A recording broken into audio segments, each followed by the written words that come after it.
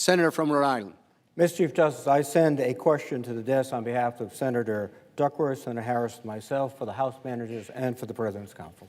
Thank you.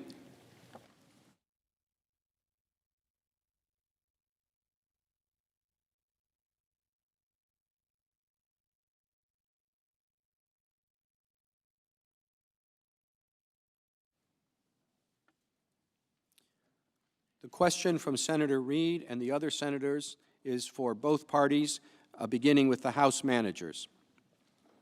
It has been reported that President Trump does not pay Rudy Giuliani, his personal attorney, for his services. Can you explain who has paid for Rudy Giuliani's legal fees, international travel, and other expenses in his capacity as President Trump's attorney and representative?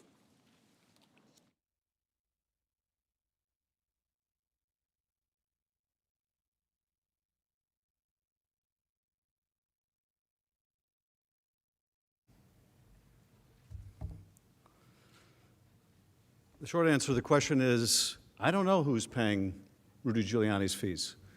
And if he is not being paid by the President to conduct this domestic political errand for which he has devoted so much time, if other clients are paying and subsidizing his work in that respect, it raises profound questions, questions that we can't answer at this point. But there are some answers that we do know. As he has acknowledged, he's not there doing foreign policy. So when Counsel for the President says this is a policy dispute, you can't impeach a president over policy, what Rudy Giuliani was engaged in by his own admission has nothing to do with policy. It has nothing to do with policy. And let me mention one other thing about this scheme that Giuliani was orchestrating and the consequence of the argument that they would make that its quid pro quos are just fine. Let's say Rudy Giuliani does another errand for the president, this time an errand in China. And he says to the Chinese, we will give you a favorable deal with respect to Chinese farmers as opposed to American farmers. We will betray the American farmer in the trade deal, but here's what we want. The quid pro quo is, we want you to do an investigation of the Bidens. You know the one the president's been calling for. They would say that's okay. They would say that's a quid pro quo to help his reelection.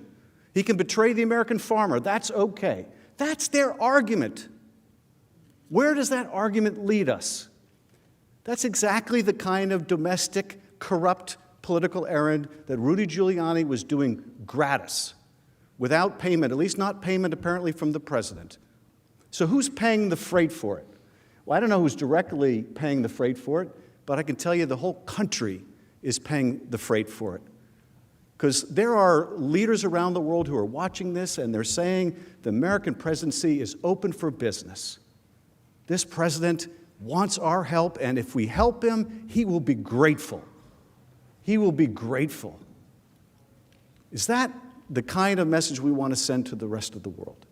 That's the result of normalizing lawlessness of the kind that Rudy Giuliani was engaged in. Thank you. I'm sorry, your time has expired. Counsel? Came out of the manager's mouth. Open for business. I'll tell you who was open for business. You know who was open for business? When the Vice President of the United States, who was charged by the then President of the United States with developing policies to avoid and assist in removing corruption from Ukraine, and his son was on the board of a company that was under investigation for Ukraine, and you're concerned about what Rudy Giuliani, the president's lawyer, was doing when he was over trying to determine what was going on in Ukraine? And by the way, it's a little bit interesting to me, and my colleague, the Deputy White House Counsel, referred to this. It's a little bit ironic to me that you're going to be questioning conversations with foreign governments about investigations when three of you, three members of the Senate, Senator Menendez, Senator Leahy, and Senator Durbin, sent a letter that read something quickly like this. They wrote the letter to the Prosecutor General of Ukraine. They said they're advocates, talking about the congressman, they're strong advocates for robust and close relationship with Ukraine, and we believe that our cooperation should extend to such legal matters regardless of politics, and their concern was ongoing investigations and whether the Mueller team was getting appropriate responses from Ukraine regarding investigations of what? The President of the United States. And you're asking about whether foreign investigations are appropriate? I think it answers itself. Thank you.